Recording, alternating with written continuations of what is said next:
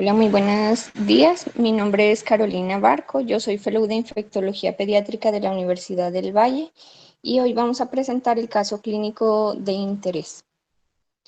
Entonces tenemos un paciente masculino de 18 años de edad. Es un paciente post-trasplante de un trasplante halogénico parcialmente compatible en sus 1200 días.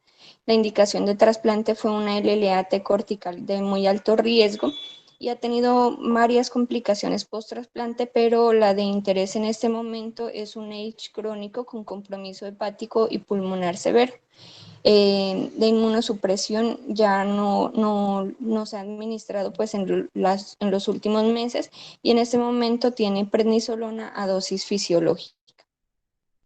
Este es un corte del TAC para que nos hagamos una idea de la enfermedad pulmonar tan severa con la que cursa el paciente, en la que se evidencian múltiples bronquiectasias cilíndricas y acá algunas ya que son de aspecto quístico, lo cual va a favorecer un ambiente de colonización de múltiples gérmenes. Él tiene una hospitalización muy prolongada, ha tenido infecciones por micobacterias no tuberculosas, infecciones micóticas, las cuales se encuentran en tratamiento de consolidación con linesol oral y amicacina y adicionalmente isavuconazol. En los últimos cultivos de lavado broncoalveolar han sido negativos. La hospitalización que ha presentado él ha sido muy larga y ya el 5 de agosto presentó una complicación asociada que fue una dificultad respiratoria súbita secundaria a un tromboembolismo pulmonar. Este fue secundario a una trombosis venosa profunda, un diagnóstico de ambos por imágenes.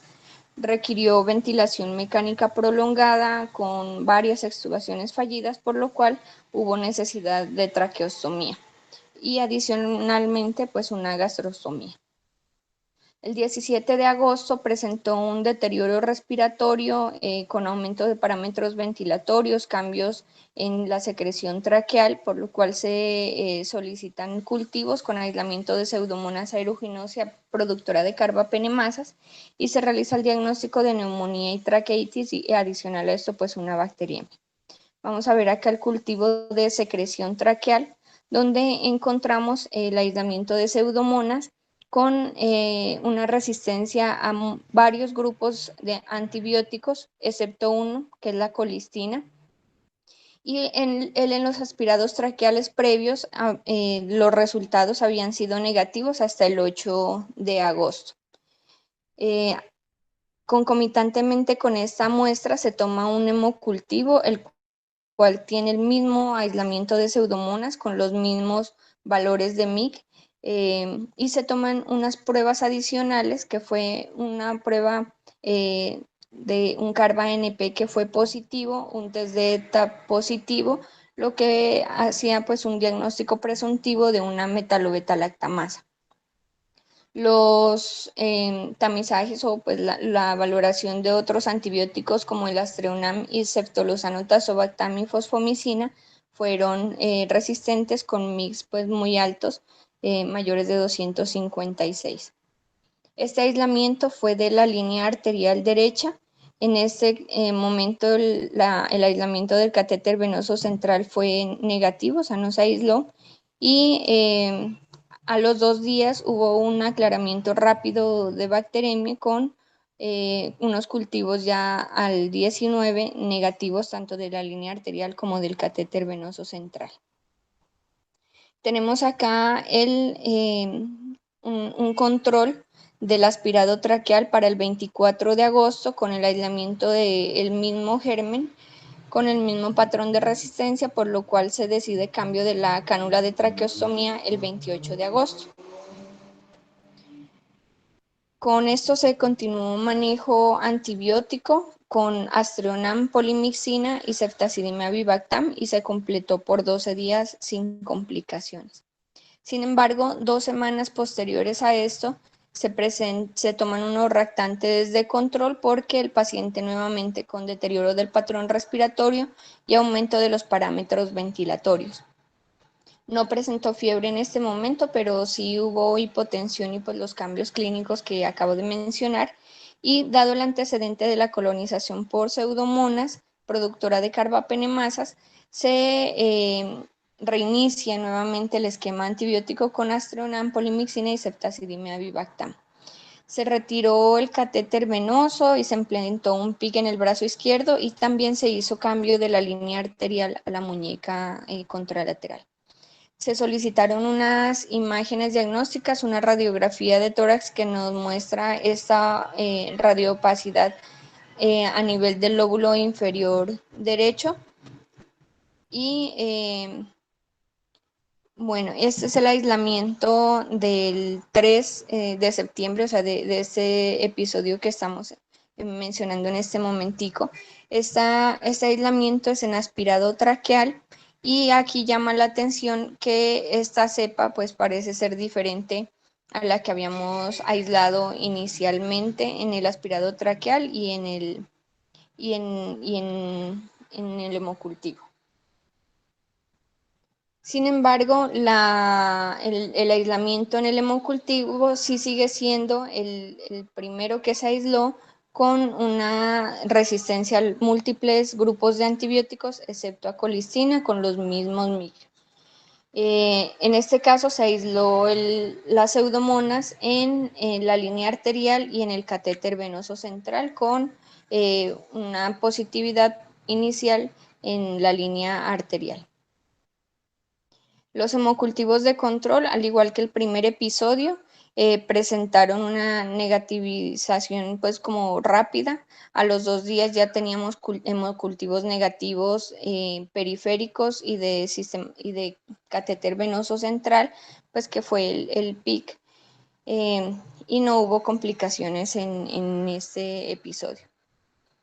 Ya para el 14 habíamos tomado unos laboratorios de control con descenso de PCR, menor requerimiento de parámetros ventilatorios, se hizo búsqueda de focos, pues buscando por qué persistía esa bacteremia, con una ecografía pleural abdominal y un ecocardiograma sin alteraciones, y se continuó el esquema antibiótico completando 14 días de tratamiento para la neumonía complicada y la bacteriemia. Y continuó su tratamiento pues para las micobacterias no tuberculosas y las infecciones fúngicas sin complicaciones pues adicionales en este momento. Esta es la radiografía de control de cuando se terminó el tratamiento, perdón, aún con una radiopacidad muy importante a nivel del lóbulo inferior derecho, pero pues digamos que clínicamente hubo una mejoría, entonces no se documentó alguna otra complicación. Nuevamente, 2 semanas después, el paciente presenta casi que los mismos síntomas con ascenso nuevamente de los reactantes y en la radiografía de tórax de control cambios radiológicos. Y en los hemocultivos nuevamente nos informan un crecimiento de bacilos gram negativos a las 14 horas. Por el antecedente de los 2 episodios de bacteremia por Pseudomonas aeruginosa productora de carbapenemasas, se inicia manejo con ceftazidime avibactam más Astreonam. Esto se dio pues a dosis de adultos, teniendo en cuenta que ya es un paciente de 18 años. El hemocultivo en este último episodio, que es del 1 de octubre, se aisló en la línea arterial, no se aisló en el catéter central y tiene el mismo patrón de resistencia que los 2 hemocultivos previos. Sin embargo, el aspirado traqueal sí tiene un patrón de resistencia diferente al inicial, que fue con la sensibilidad a pues, mayores grupos de antibiótico, pero con ceftazidima, piptazo y meropenem con resistencia intermedia. Acá ya en la radiografía de control, entonces encontramos que la del primero tenía la misma radioopacidad y ya para el 4 podríamos ver un poquito de mejoría en cuanto al parénquima pulmonar, pero pues tiene todavía una radioopacidad ahí importante con una consolidación, broncograma aéreo en su interior y finalmente pues ahí vamos como en el manejo. Entonces, el el tema que vamos a evaluar hoy es Pseudomonas aeruginosa difícil de tratar. Entonces tenemos que Pseudomonas es un bacilo gram negativo, no fermentador de lactosa ni de otros carbohidratos, es oxidasa positivo, catalasa positivo y tiene unas características muy importantes y es que es abundante en el medio ambiente y por lo tanto se considera un germen ubicuo. Sin embargo, puede ser un germen oportunista que infecta a personas de alto riesgo, principalmente pacientes inmunosuprimidos o pacientes críticos. Tiene una impresionante plasticidad metabólica y una versatilidad para adaptarse a múltiples medios, lo cual lo hace un germen pues, problemático para el tratamiento. Posee un gran genoma que dota al organismo de una enorme flexibilidad genética y esto es principalmente importante en la resistencia, como lo vamos a ver a lo largo de la charla. El crecimiento de este microorganismo es de manera aeróbica, sin embargo también puede tener un crecimiento anaeróbico si el nitrato está disponible como aceptor de electrones inorgánicos y esto es principalmente importante en las personas con fibrosis quística. En cuanto a la resistencia a múltiples fármacos, tenemos varias definiciones que tenemos que aclarar en este caso, y es que la resistencia a múltiples fármacos se definió inicialmente, o la multidrogoresistencia se definió inicialmente como la no susceptibilidad, ya puede ser una susceptibilidad intermedia o resistente, al menos un agente en las tres clases de antibióticos para las que generalmente se espera susceptibilidad. Hay otras definiciones a tener en cuenta, que es la resistencia extensa a los fármacos, como la no susceptibilidad al menos un agente en todas las clases de antibióticos, excepto uno o dos, y la resistencia o la panresistencia como la falta de susceptibilidad a todos los agentes de todas las clases. Tratando de unificar estos conceptos, en 2018 se propuso el concepto de resistencia difícil de tratar, en la que nos muestran pues, que no es susceptible a piptazo, ceftazidima, cefepime-astrona, meropenem, imipenem, cilastatina, ciprofloxacina y levofloxacina. Hay algunas, digamos, dificultades en cuanto a estas definiciones y sobre todo en la unificación cuando queremos comparar los estudios, y es que pues hay algunos antibióticos que se incluyen como fosfomicina, pero que su punto de corte es problemático porque no tiene punto de corte ni en CLSI ni en EUCAST, y no se ha considerado en los nuevos inhibidores como ceftazidima avibactam o ceftolozano tazobactam. En general no es infrecuente encontrar cepas que tienen sensibilidad solamente a colistina, y para tener en cuenta que en multidrogorresistentes la prevalencia puede ser del 15 al 30%, pero el problema es que aquí también se pueden encasillar algunos gérmenes como XDR, entonces ahí es donde empezamos a tener dificultades. La prevalencia de resistencia a ceftolozano tazobactam y ceftazidime avibactam puede ser menor del 10%. Entonces, ¿por qué decimos que es un problema de salud pública? Hay varias razones principales por las que la aparición y diseminación de cepas de Pseudomonas aeruginosa resistente a múltiples fármacos y extensamente resistente a fármacos se han convertido recientemente en un problema de salud pública. Y primero es que Pseudomonas causa infecciones graves, particularmente en entornos de atención médica y en pacientes inmunosuprimidos. En segundo lugar, tiene una capacidad sobresaliente para ser seleccionado y para propagar la resistencia a los antimicrobianos in vivo. Y en tercer lugar, la exitosa propagación a nivel mundial de los llamados clones de alto riesgo, lo cual plantea un problema de salud pública a nivel mundial y sobre todo pues agravado por la falta de alternativas terapéuticas. La prevalencia creciente de estas cepas multidrogorresistentes y extremadamente resistentes de Pseudomonas tienen tasas, como lo mencionamos, del 15 al 30% y van en ascenso. y en Europa estas tasas de resistencia pueden alcanzar más del 10% para todos los grupos de antimicrobianos bajo vigilancia.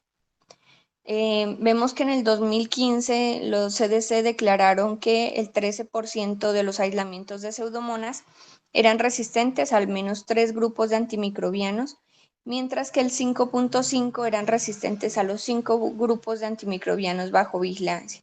Y según datos de Estados Unidos, Pseudomonas aeruginosa multidrogo resistente es la causa del 13% de las infecciones asociadas a atención médica. Acá tenemos un mapa donde nos muestra los clones, digamos, que habíamos dicho que podrían ser problemáticos o los clones de alto riesgo. Este es un estudio multicéntrico entre 2008 y 2009 que se realizó en España de bacteremias por Pseudomonas multidrogoresistente o Pseudomonas aeruginosa, que reveló que la gran mayoría de los aislados susceptibles estaban representados por genotipos únicos, es decir, podíamos encontrar muchos genotipos cuando los aislados eran susceptibles. Sin embargo, esa diversidad clonal fue mucho menor entre los aislados de multidrogoresistencia y especialmente en los aislados de XDR, incluyendo, pues, o digamos que algo muy importante en esto era que esos aislados de XDR, el 90% pertenecían solamente a 3 clones. Y esos 3 clones son los que encontramos acá, que son el ST235, ST111 y ST175. Tanto así que 7 años después, ST175 siguió siendo el clon de alto riesgo más común, representando el 68% de los aislados de XDR. Ya enfocándonos acá en el mapa, vemos que ST235 y ST111 son los aislados o los clones más problemáticos en nuestra región. Sin embargo, pues la diseminación de estos clones va a ser a nivel mundial. Entonces acá tenemos unas características de estos clones y cómo existe un vínculo entre estos y los mecanismos de resistencia que han sido adquiridos de forma horizontal. Y vemos cómo el ST235 tiene mayores características que lo hacen más virulento. Entonces, virulencia nos referimos a la capacidad de producir enfermedades más graves con mayor mortalidad de acuerdo a los resultados que hemos encontrado pues, en experiencias clínicas o en experimentos animales. Además, tiene mayor capacidad de distribución a nivel mundial, mayor capacidad de transferencia de resistencia y mayor capacidad de mutación de resistencia, mientras ST175 parece tener menos de estas características. Entonces, han habido estudios pues, en los que se preguntaron el porqué de este éxito en la diseminación de estos clones. Y al contrario de lo que se pensaba, in vitro encontraron que estos tenían una disminución de la motilidad, lo cual digamos como que no cuadraba mucho con ese éxito que habían tenido. Pero sí tenían 2 características importantes y era que tenían mayor frecuencia de mutaciones espontáneas y mayor crecimiento en biopelículas. Entonces aquí la importancia de por qué pues es importante tener en cuenta las infecciones asociadas en dispositivos. En Colombia tenemos estas tasas de incidencia tanto en UCI pediátrica como en UCI neonatal en infecciones del torrente sanguíneo mayores que en las UCIs de adultos. Miren que son el índice va de 4.3 a 3.6 casos por 1000 días de catéter central. En neumonía asociada al ventilador, estas tasas son similares en la UCI pediátrica y en la UCI neonatal y pues es menor un poquito que las UCIs de adultos. Y nuevamente en las infecciones del tracto urinario aumenta otra vez en la UCI pediátrica con 2.2 casos por 1000 días de catéter urinario. Y en cuanto a los microorganismos que son responsables de esto, tenemos Klebsiella y E. coli en primer lugar, pero en tercer lugar encontramos Pseudomonas aeruginosa con un 10% de los casos de infecciones asociadas a dispositivos. Además, es la principal causa de brotes hospitalarios en Colombia. Para el 2019 se habían reportado 92 casos de brotes con pues que se dieron de 12 unidades generadoras de datos. Y esta notificación va aumentando conforme pasan los años. Para el 2019 con 61 brotes, pero supone que es por el aumento en la notificación.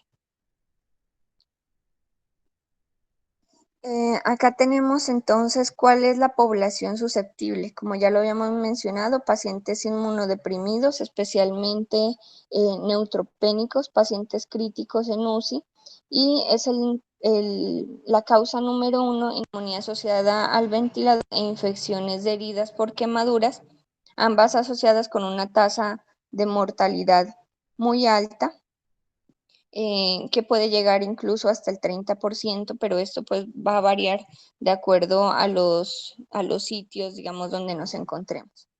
Lo otro son las infecciones respiratorias crónicas, muy importante en pacientes con fibrosis quística, en pacientes con bronquiectasias, como lo es nuestro paciente, y personas con EPOC. Adicionalmente a esto tenemos neumonías, bacteremias que se pueden encontrar en pacientes hospitalizados en UCI y en hospitalización pediátrica, que pueden ir del 3 al 5%, y otras enfermedades que van desde foliculitis hasta meningitis. Este germen, aunque no se considera parte de la microbiota humana, puede colonizar el tracto gastrointestinal o el tracto respiratorio cutáneo, particularmente entre los pacientes hospitalizados. Tenemos que pseudomonas en los pacientes con patologías crónicas a nivel pulmonar se pueden adaptar al huésped por varias formas. Primero, la versatilidad tras la infección del huésped para persistir. Tienen un estado de invasividad bacteriana reducida, es decir, que tienen capacidad de adaptarse y de persistir sin causar una lesión abrumadora en el huésped, sin que ese sistema inmune del huésped pues lo detecte y lo elimine. Y lo otro es que la respuesta inmune del huésped puede variar desde una tolerancia hasta una actividad atenuada de la inmunidad o hasta una fuerte activación de ese sistema inmune. Esta tabla solamente es para mencionarles acá tres cosas, y vamos a ver en la cual las pseudomonas reduce esa flagilidad, esa motilidad, perdón, flagelar, y las flagelinas durante la formación principalmente de biofilms. También hay una alteración en la fagocitosis, reduce la expresión también de algunas, de algunas vías, principalmente en lo que es toxicidad y en lo que es expresión de antígenos. Principalmente acá tenemos una alteración o la modificación en el lípido A, que es un componente, digamos, de virulencia importante, y lo otro es una pérdida en el antígeno debido a mutaciones en la biosíntesis de genes. Acá tenemos entonces los mecanismos de resistencia de pseudomonas, en la cual tenemos diferentes grupos, diferentes tipos de resistencia, que encontramos inicialmente una resistencia intrínseca. Esa resistencia intrínseca, pues vamos a tener algunos mecanismos como son, que incluyen la capa mucoide, porinas de la membrana, bombas de flujo, alteraciones en la PVP y regulación por aumento de las beta-lactamasas. Pseudomonas tiene una capa mucoide fuera de la membrana externa, que es la que encontramos acá, y el aumento del espesor de esta capa puede conducir a la resistencia de los antibióticos. En la resistencia intrínseca tenemos una forma que es la constitutiva en cuanto a la expresión de las bombas de flujo. Esta expresión constitutiva nos va a dar principalmente una resistencia a los beta-lactámicos y a las fluoroquinolonas. y esto se va a dar, va a estar relacionado directamente con la sobreexpresión de MEX-AB, pero también tenemos otra bomba de flujo muy importante que es MEX-XY, en la cual este tipo de resistencia va a ser inducible y lo que va a estar implicado es en la disminución de la susceptibilidad de aminoglucósidos y de cefepime. La incidencia de frecuencia, digamos, entre este mecanismo de resistencia también puede ir desde el 15 al 30%, pero hay otras bombas de flujo como son MEX-CD y MEX-EF, los cuales van a estar implicados principalmente en la resistencia de fluoroquinolonas y en pacientes con enfermedades crónicas. Después tenemos la resistencia adquirida, en la cual principalmente van a estar implicados la expresión inducible de AMC, que juega un papel decisivo en la susceptibilidad reducida natural de Pseudomonas a imipenem. Y en este, pues van a estar implicados toda la maquinaria de producción de AMCs. Posteriormente vamos a ver modificación en las PBP3 y PBP4 y también una alteración en las porinas, principalmente OPRD, que va a estar implicada en la disminución de susceptibilidad de carbapenémicos. Puede haber una conjugación o puede haber, digamos, como una mezcla entre varios mecanismos de resistencia, como es el caso de la sobreexpresión de MEX-AB más la inactivación de OPRD, que es una de las principales causas de resistencia al meropenem entre las cepas clínicas. También podemos encontrar que los implicados en la resistencia a las fluoroquinolonas se van a dar por la sobreexpresión de bombas de flujo y por mutaciones en la ADN girasa y en las topoisomerasas tipo 4. Y ya en cuanto a la resistencia adquirida, tenemos pues la presencia de genes de resistencia tanto para BLES como carbapenemasas, y en las BLES las principales enzimas implicadas en las clase D son las OXA, y en las clase A pues tenemos PER, BES, GES y PME. Y en cuanto a carbapenemasas, en la clase B tenemos BIM e IMP, y en las clase A, GES y KPC. En cuanto a la resistencia a ceftolosano, tazobactam y ceftazimib-avibactam, avibactam pueden estar relacionadas por hiperproducción y modificación estructural de AMCs, sobreexpresión de bombas de flujo y mutaciones específicas en PBP3. También hay una relación directa entre multidrogoresistencia y el resultado clínico. Sin embargo, esto no es claro y pues lo normal, digamos, lo que nosotros podríamos pensar en general es que se asume que la adquisición de mecanismos de resistencia se va a asociar con unos costos de aptitud que conducen a una disminución de la virulencia tanto de MDR como de XDR. Sin embargo, pues se ha visto que esto depende más de la terapia empírica apropiada, de los factores del huésped, de la colonización en el huésped que tiene múltiples comorbilidades, y esto finalmente es lo que nos va a llevar pues al desenlace que vamos a encontrar. Y con respecto al patógeno, las implicaciones biológicas de la resistencia de los antibióticos para la virulencia en pseudomonas son actualmente pues un tema controversial, pero sí se ha encontrado algunos determinantes de virulencia que pueden ser más importantes, digamos, en este desenlace clínico, y son los sistemas de secreción de tipo 3 que inyecta citoquinas efectoras, sobre todo la exotoxina U, en las células del huésped, y que suponen un componente importante de mal pronóstico. Y algo importante es que se encuentra presente en uno de los 3 clones de alto riesgo que habíamos mencionado, que de gran virulencia y que se encuentra especialmente en nuestro medio, y es el ST235.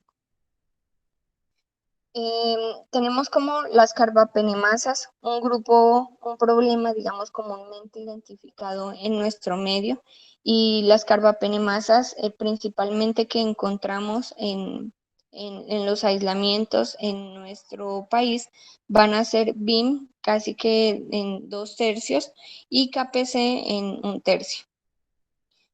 Pero también encontramos la coproducción de estas en un porcentaje importante.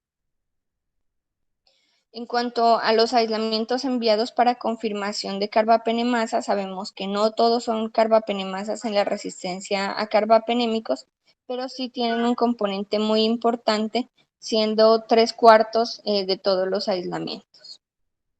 En cuanto a la distribución geográfica, tenemos que la mayor distribución de las enzimas KPC se van a encontrar en Antioquia, seguidos de Valle del Cauca, Santander y en menor medida Cundinamarca y Risaralda. Y las BIM igualmente las vamos a encontrar con mayor distribución en Antioquia, Santander y Valle del Cauca, seguido de Cundinamarca y norte de Santander. Ya en cuanto a las manifestaciones clínicas, tenemos que en los pacientes que son inmunocompetentes pueden ir en múltiples manifestaciones clínicas.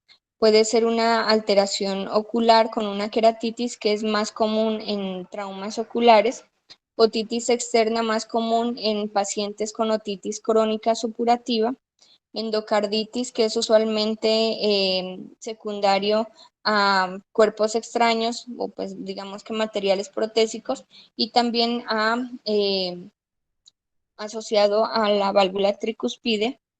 La otra es infecciones en hueso y tejidos blandos, en los cuales también están muy importantes relacionados con cuerpos extraños y en mordeduras de serpiente. Y las foliculitis, sobre todo cuando hay inmersión en sitios o digamos en aguas contaminadas y en áreas de confinamiento.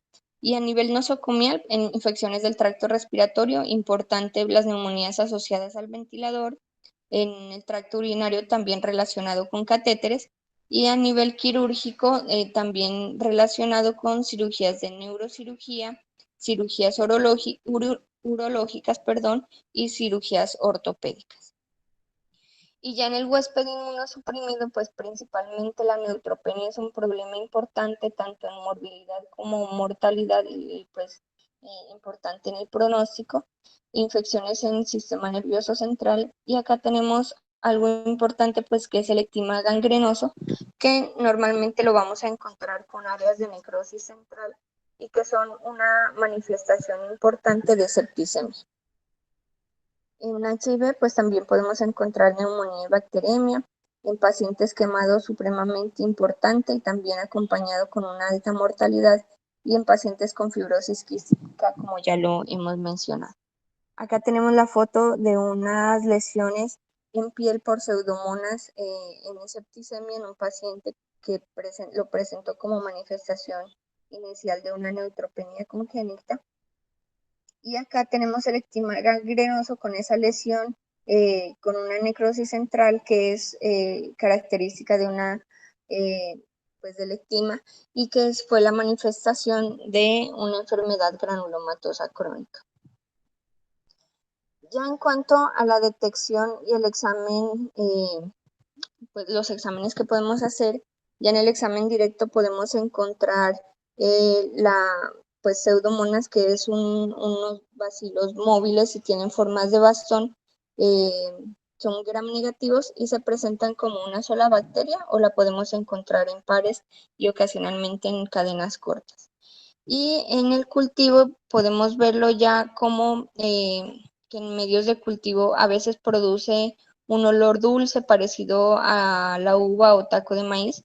Algunas cepas se molizan y forman colonias lisas y redondas con un color verdoso fluorescente, y esto se debe principalmente a la producción de piocianina, que produce un pigmento azulado, y pioverdina, que produce un color verde. Estos colores, digamos, se difunden en el agar y causan pues ese color como verde azulado que encontramos.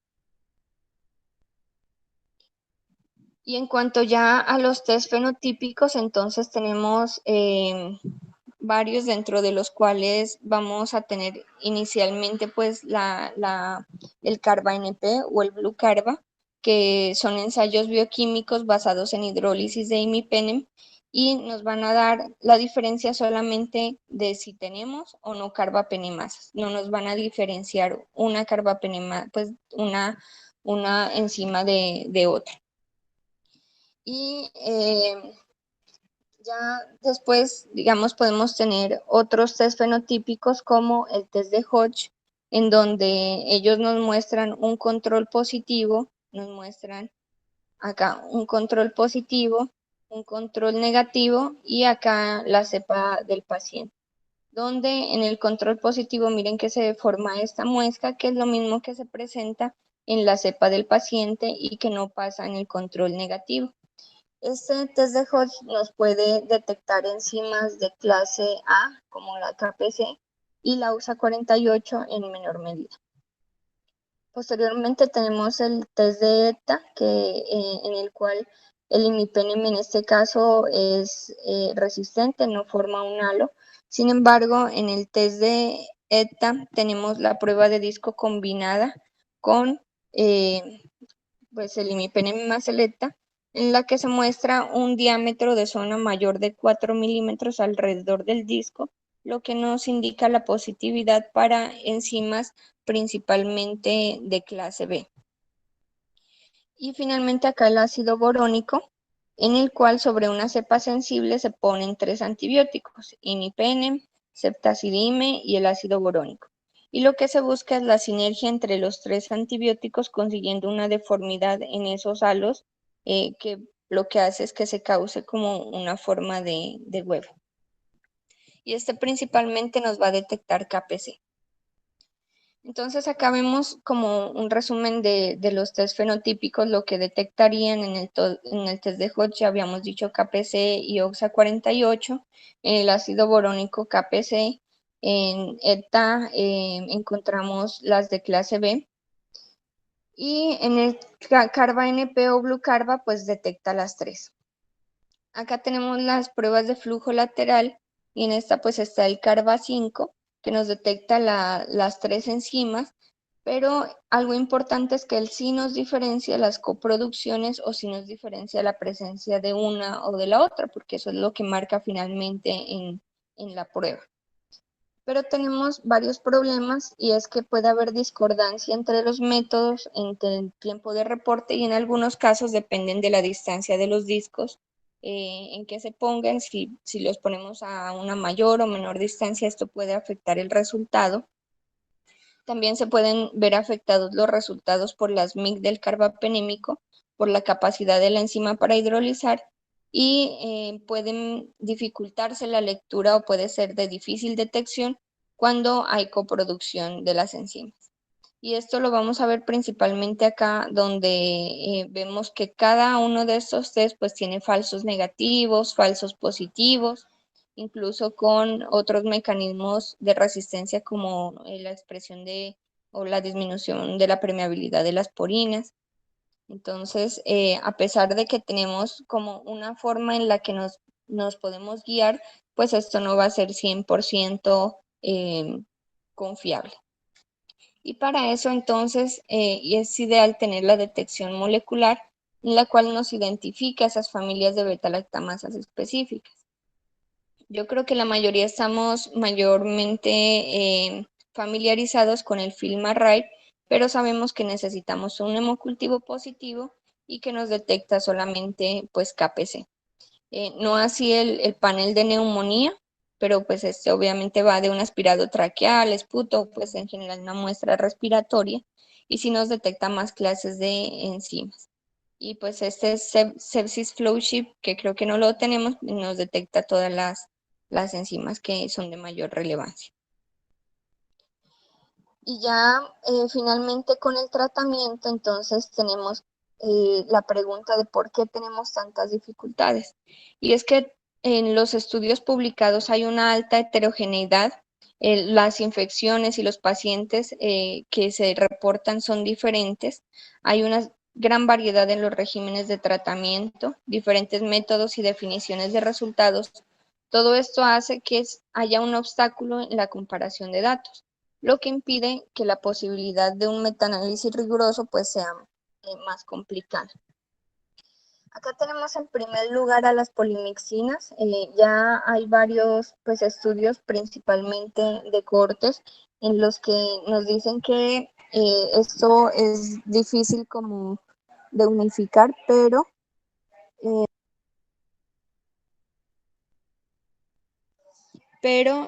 tenemos sí algo claro, y es que no lo podemos usar en monoterapia, y finalmente las directrices en el 2019 del consenso internacional nos dice que debe usarse, pero en combinación siempre con un segundo antibiótico activo in vitro. Y cuando esto no es posible, se debe usar un segundo o un tercer agente con el MIC más bajo para agregarse a la polimixina si la bacteria no es susceptible a otros antibióticos. En cuanto a si usar polimixina o colistina, pues sabemos que polimixina sería ideal en bacteremia, no así colistina, en la cual se prefiere en foco urinario, ya que esta es una prodroga, es difícil de dosificar y pues en general tiene mayor toxicidad renal que la polimixina. Sin embargo, hay un problema, y es la resistencia también, que va en aumento, que para el 2010 era del 10% y para el 2014 ya teníamos un 30% de resistencia. Otra dificultad son los falsos sensibles en el automatizado. Tenemos un 30% de falsos sensibles, por lo tanto no nos podemos quedar totalmente tranquilos, digamos, con esos resultados de colistina sensible. Y la justificación para usar las polimixinas es que estas están cargadas de forma positiva, lo que les permite interactuar con los grupos fosfato en el lípido A de los lipopolisacáridos, que son de carga negativa. Sin embargo, entonces existe una experiencia clínica limitada en lo publicado. Yo sé que a nivel clínico de pronto hemos sido básicamente que obligados a utilizar este tipo de terapias, pero es poco realmente lo que a nivel clínico está publicado. Los estudios son series retrospectivas con escaso número de pacientes. En los estudios que encontramos, la bacteremia y neumonía fueron las indicaciones predominantes, y la respuesta clínica no está suficientemente estudiada y las tasas de mortalidad siguen siendo muy altas. Miren que esta respuesta clínica puede variar desde el 52 al 79%. Y en la mitad de los estudios, la respuesta clínica fue mayor al 70%. Sin embargo, pues esto es muy variable. Pero aún así la mortalidad sigue siendo muy alta, que puede estar desde el 11 hasta el 61%. Si queremos darle un promedio, más o menos puede ser del 35%. Otra cosa importante pues es la nefrotoxicidad, como vemos que es común. Sin embargo, en la polimixina es menor que en colistina, y los efectos adversos en general limitan las dosis de ambas polimixinas. No podemos utilizar dosis más altas, por ejemplo, para infecciones en sistema nervioso central. Y algo importante es que tenemos otras vías de administración en las cuales se ha encontrado pues un buen desenlace clínico, digámoslo así, en la terapia inhalada para neumonías. En cuanto a los aminoglucósidos, entonces tenemos que se ha encontrado que los aminoglucósidos se asocian independientemente con tasas más altas de eliminación, pero esto es en pseudomonas, en Klebsiella pneumoniae resistente a carbapenémicos. Y esto ha sido superior a tigecyclina y polimixina. Sin embargo, pues los estudios que comparan los resultados para pacientes tratados con o sin aminoglucósidos son escasos, y la mayoría de estudios que encontramos son investigaciones para infección urinaria. Por lo tanto, debemos tomar pues con cautela la recomendación del uso de aminoglucósidos, excepto en pacientes donde tengamos muy pocas alternativas disponibles, como es el caso de estos pacientes, y que pues se encuentren comprometidos. Y ya en el caso de pseudomonas, encontramos este estudio en el cual es un estudio de un solo centro, una serie de casos retrospectiva en pacientes con una alta cantidad de comorbilidades, con un índice de Charlson mayor de 3, y siempre se hizo en terapia combinada y finalmente la respuesta clínica para estos pacientes fue del 65%, pero miren que es pues un estudio limitado debido a su muestra que fue de 11 y pues a la metodología en general. Pasando a la fosfomicina, también lo que se ha encontrado son series de casos. Bueno, en este caso un estudio multicéntrico de pacientes en UCI con ventilación, con neumonía asociada al ventilador, bacteremia y con gérmenes que eran XDR susceptibles a fosfomicina. Los fármacos más acompañantes más frecuentes fueron colistina y tigecyclina, con una mortalidad también muy alta de 37%. Pero digamos que se consideraron resultados clínicos exitosos en el día 14, 54% de los pacientes, con un fracaso en el 33%. Sin embargo, sigue habiendo muy poca información. No se recomienda de primera opción en infecciones graves cuando hay otros medicamentos activos disponibles, pero puede ser necesaria en algunos pacientes también con muy pocas opciones terapéuticas. Aún se necesitan estudios para definir la dosis óptima y las posibles combinaciones, probablemente asociadas a carbapenémicos, aminoglucósidos o colistina. También se debe evitar su monoterapia para evitar resistencia. En cuanto a ceftolozano tazobactam, tenemos aquí un estudio que se realizó entre junio del 2013 y septiembre del 2014, donde se obtuvieron 1.257 aislamientos en 44 hospitales. Esto fue un estudio in vitro que se realizó acerca del porcentaje de susceptibilidad de todos esos aislados de Pseudomonas aeruginosa, obteniendo siempre la mayor susceptibilidad para ceftolozano tazobactam versus los otros antibióticos en monoterapia o en terapia combinada. La barra azul clarita es monoterapia, en este caso estamos con cefepime, y la barra azul oscura es en combinación con ciprofloxacino y la barra verde en combinación con tobramicina. Y este resultado se repite para otros medicamentos como ceftazidima, piptazo o meropenem. Entonces vemos que ceftolozano tazobactam es una combinación eficaz contra bacilos gram negativos MDR y XDR, pero este nos va a inhibir beta-lactamasas o enzimas de clase A y de clase C, pero no carbapenemasas. Y pues importante en pseudomonas multidrogoresistentes, pero recordemos que no para carbapenemasas. Se supone que para que tenga un desenlace clínico mejor, debe aplicarse en infusión prolongada para alcanzar una adecuada farmacocinética y farmacodinámica. Y la susceptibilidad, pues en algunos estudios puede variar entre el 55 y el 96%. Es uno de los antipseudomonales más activos y su actividad supera la del resto, que en un 20 a 25%, que es lo que presentamos en este estudio. Acá tenemos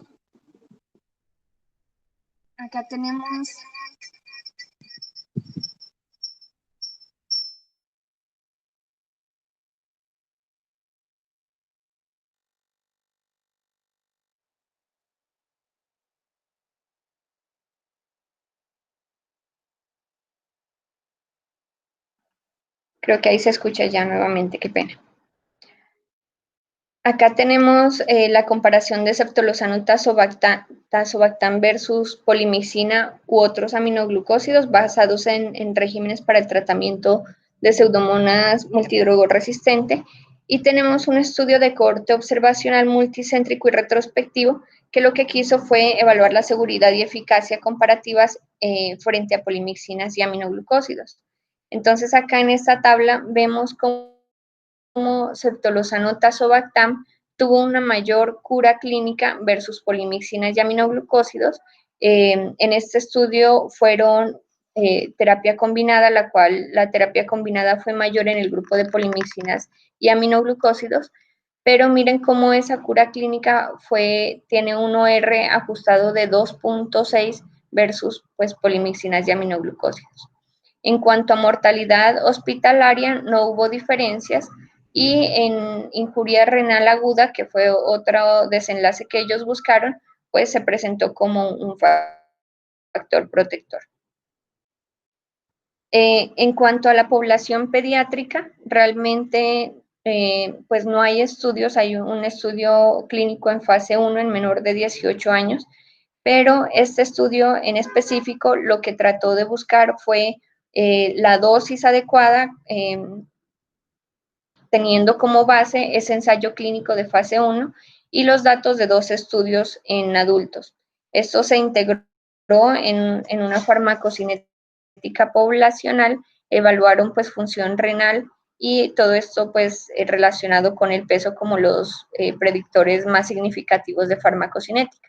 Finalmente, estas son las dosis que ellos nos presentan para los pacientes con una tasa de filtración de 50. Ceftazidime avibactam, al igual pues que todos los inhibidores nuevos, tienen estudios clínicos que vamos empezando apenas, las muestras son limitadas, sin embargo, a pesar de que estos estudios tienen algunas dificultades pues en muestras o en la forma de la metodología, pues han dado unos resultados muy importantes y muy diferentes a los que hemos estado acostumbrados, y pues ojalá estos ensayos avancen rápidamente y nos puedan dar una luz, sobre todo en pediatría. Sin embargo, pues hasta el momento existe una información limitada sobre la mortalidad, la erradicación microbiológica, la recurrencia o la aparición de resistencias. Los estudios in vitro, que digamos que es como lo que más fuerza tiene pues en cuanto a los resultados buenos que han tenido estos antibióticos, han demostrado ser una buena opción para infecciones por pseudomonas, pero la experiencia clínica sigue siendo limitada. Entonces, ceftazidime avibactam, importante en el tratamiento de enzimas de clase A, C y D. Entonces, seguimos sin cubrir las metalobeta-lactamasas. Estos son los estudios que hasta el momento están publicados de ceftazidime avibactam en pseudomonas, y pues en ellos varía la cura clínica. Acá tenemos uno de ellos en el cual se muestra cómo es entre enero del 2013 y agosto del 2014 se asignaron al azar 333 pacientes en dos grupos, 165 a ceftazidime avibactam y 168 a la mejor terapia disponible. Y vemos cómo ceftazidime avibactam en la gráfica de arriba, en los pacientes con cura clínica, hubo una mayor cura en ceftazidime avibactam versus la mejor terapia disponible, pero esto principalmente en infecciones intraabdominales. Acá pues no hubo mayor diferencia en todos los demás pacientes. Y en infecciones asociadas también intraabdominales, en la respuesta microbiológica también fue mayor en el grupo de ceftazidime avibactam que en el grupo de la mejor terapia disponible. En cuanto ya a la respuesta microbiológica específica de pseudomonas, en ceftazidime avibactam hubo una mejor respuesta microbiológica en infecciones intraabdominales de un 79% versus un 60%, pero no hubo diferencias en las infecciones del tracto urinario. Entonces, la evidencia de la eficacia de ceftazidime avibactam como una alternativa potencial a carbapenémicos en pacientes con enterobacterias resistentes y pseudomonas aeruginosa, pues es importante. Ceftazidime avibactam, este es un estudio in vitro que se realizó de la combinación entre ceftazidime avibactam en combinación con fosfomicina como una nueva estrategia terapéutica para pseudomonas multidrogo resistente, y acá se evaluaron 3 aislamientos de pseudomonas de cepas que eran resistentes a muchos antibióticos, incluyendo fosfomicina y ceftazidime avibactam, y vemos como el uso de ningún medicamento el uso de fosfomicina en monoterapia y el uso de ceftazidima en monoterapia, recordemos que estos son resistentes in vitro, pues digamos que no hubo un aclaramiento al pasar las horas, pero cuando se combinaba ceftazidima avibactam más fosfomicina, el aclaramiento se dio rápidamente, incluso desde las 2 horas, para todas las cepas. Pero pues esto falta que lo reproduzcamos en una muestra clínica. En cuanto a imipenem relebactam, el relebactam es un inhibidor activo de beta-lactamasas de clase A y C, y en combinación con imipenem puede restaurar la actividad de imipenem contra cepas resistentes, incluida Pseudomonas aeruginosa productora de AMC. Acá vemos una tabla en una evaluación in vitro que se hizo de imipenem relebactam y su susceptibilidad a pues aislados de Pseudomonas aeruginosa multidrogo resistente. Y vemos cómo esa susceptibilidad para todos los grupos de Pseudomonas fue del 94%, para todos los grupos de multidrogo resistencia se mantuvo en el 82%. Entonces, 94% fueron susceptibles a este antibiótico en comparación con el 74% que fueron susceptibles a imipenem. Acá un ensayo clínico aleatorio de fase 3 que compara imipenem relebactam versus imipenem más colistina para neumonías asociadas al ventilador, infecciones intraabdominales e infección del tracto urinario complicada. Esta es la respuesta clínica que vemos que fue favorable en imipenem relebactam, pero más aún encontramos una diferencia en la respuesta clínica, que fue mayor en el grupo de imipenem relebactam.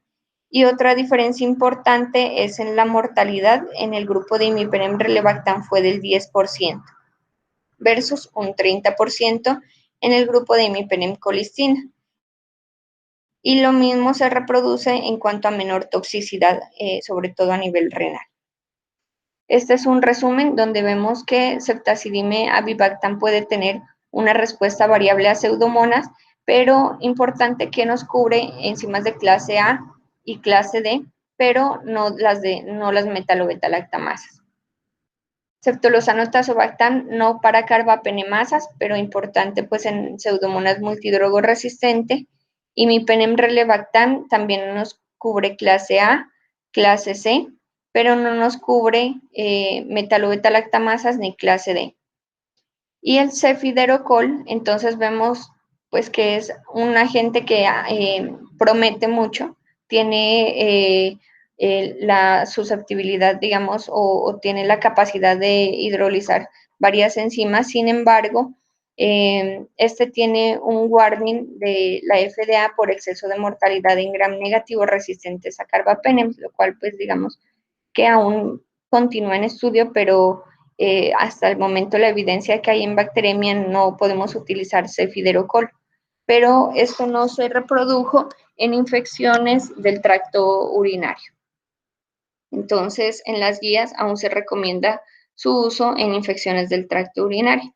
Acá pues les coloqué como para qué casos ha sido aprobado por la FDA cada uno de los medicamentos. Y vemos cómo fosfomicina, polimixina y tigeciclina pues siguen siendo, fosfomicina y polimixina siguen siendo unas opciones muy válidas en pseudomonas, pero pues los resultados van a ser variables.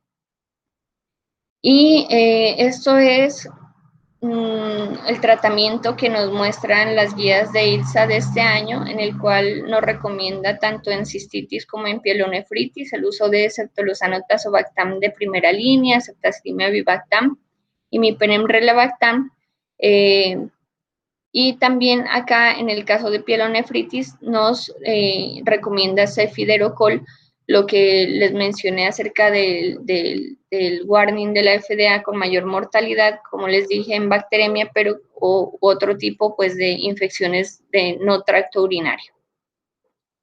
Como opciones están aminoglucósidos y colistina, en este caso. Importante en cistitis, no fosfomicina oral, tiene alta probabilidad de fracaso clínico debido al gen FOSA intrínseco. Y ya en infecciones fuera del tracto urinario tenemos las tres opciones: Ceftolozano tazobactam, Ceftazidime avibactam o Imipenem relebactam. Y como alternativa, digamos que colocan nuevamente cefiderocol, porque no se ha podido encontrar o no hay estudios que nos indiquen si cuando no tenemos ninguna otra opción, si todo es resistente, en esos pacientes cefiderocol va a continuar teniendo una mayor mortalidad. Eso no está evaluado y por eso lo colocan ahí como una alternativa. Lo otro son aminoglucósidos, pero pues ahí tenemos que tener en cuenta, ojalá, una terapia combinada y que está limitado pues a bacteremias no complicadas. Y ya la combinación de antibióticos no se recomienda de rutina si se ha confirmado la susceptibilidad in vitro a un antibiótico de primera línea, pero no se dispone de ensayos clínicos que comparen antibióticos de primera línea en monoterapia y como componentes de terapia combinada. Estos son muchos estudios que se han hecho in vitro acerca de la sinergia de los antibióticos y vemos como ceftolozano tazobactam más colistina o amicacina pueden ser opciones sinérgicas, o ceftolozano más amicacina, también una opción. Lo otro son las combinaciones con carbapenémicos, también con su sinergia, y sabemos pues que esto es limitado al MIC del carbapenémico. Si ningún agente preferido demuestra actividad contra pseudomonas difícil de tratar, se puede considerar un aminoglucósido si demuestra susceptibilidad en combinación con los tres nuevos antibióticos, seleccionando preferentemente el agente inhibidor de beta-lactamasas para que el MIC esté más cercano a su punto de ruptura. Y si el aminoglucósido no demuestra una actividad in vitro, se puede considerar polimixina en combinación con el inhibidor, o la polimixina se prefiere a la colistina para las infecciones que no sean ITO. Entonces, ojalá en pediatría prontamente tengamos la disponibilidad de estos nuevos antibióticos. Por lo pronto vamos a continuar pues haciendo nuestro mejor esfuerzo con los antibióticos que tenemos. Y bueno, acerca de las preguntas que nos hacían del caso clínico, uno era evaluar, o las sugerencias también era evaluar un foco, digamos, recurrente endovascular, que eso pues se hará nuevamente porque ya se ha buscado previamente. Otra de las dudas era del por qué el aislamiento en los últimos aspirados traqueales era con una nueva cepa, y pues esto nos pone en una dificultad debido pues a que este paciente ya ha tenido múltiples colonizaciones por pseudomonas, y probablemente una opción sea continuar con terapia inhalada, podría ser con colistina. Ya previamente se había hecho una terapia inhalada con amicacina y el paciente se colocó en una condición clínica muy, digamos, se deterioró, y es un paciente del cual no tenemos una mayor, digamos, no podemos permitir que se deteriore un poquito, porque eso le puede significar la vida. Lo otro era hacer la terapia pues ajustada a todo lo que cada uno tenemos en nuestra institución, y basados básicamente en nuestra epidemiología local. Entonces nos mencionaban también que en algunos estudios, sobre todo en los que se presenta, en alguno que se presentó en el Congreso de la CIN, la evaluación de las enzimas y el resultado de qué enzimas eran las más prevalentes, pues fue diferente a lo que presentamos acá del Instituto Nacional de Salud, y en ellos pues lo más frecuente fue KPC. Entonces también tener en cuenta que en cada sitio tenemos epidemiologías diferentes y debemos hacer pues una medicina basada en la evidencia y una medicina ajustada al día a día. Eso es todo. Muchísimas gracias por la atención y espero pues nos veamos en una próxima ocasión. Gracias.